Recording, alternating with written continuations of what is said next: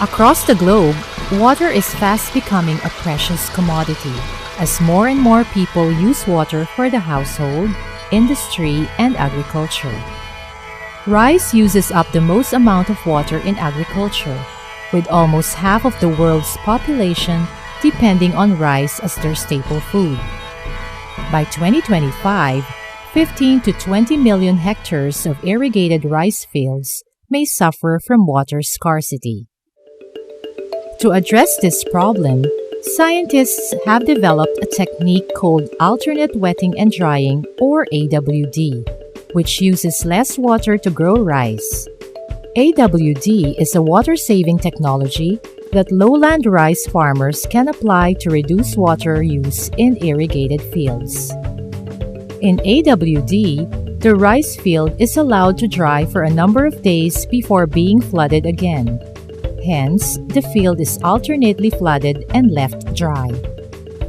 The number of days that the field can be left dry depends on the soil type and other field conditions. A practical way of applying AWD is by observing the depth of water in the field using a field water tube. After irrigation, water level will gradually decrease.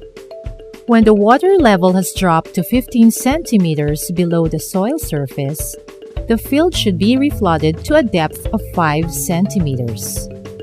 Allowing the water in the field to drop to 15 centimeters below the soil surface before irrigating again is called safe AWD.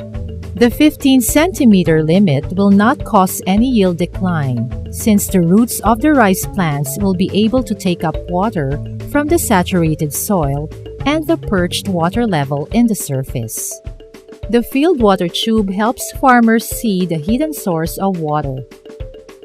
Safe AWD irrigation can be started a few days after transplanting or when the direct-seeded rice crop is already 10 centimeters tall until first heading.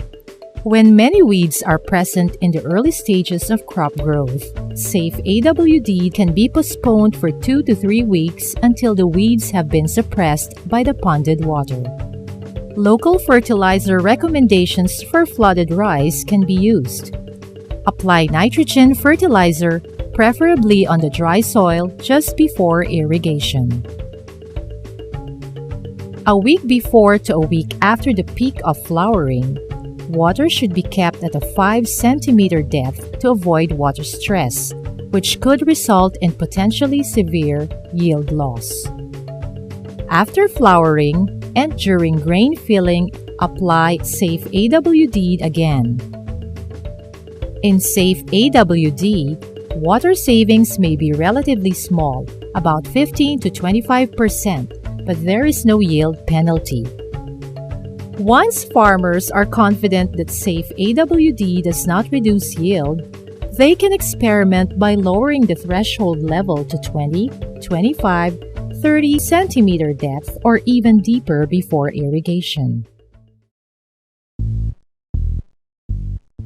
The field water tube can be made of a plastic pipe or bamboo or other indigenous materials that will help farmers see water below the soil. Cut these materials to a 40 centimeter length with a diameter of 15 centimeters or more to easily see the water level inside the tube. The bottom 20 centimeter length of the tube should be drilled with holes on all sides. Holes should have a diameter of about 0.5 centimeter each and spaced about 2 centimeters away from one another.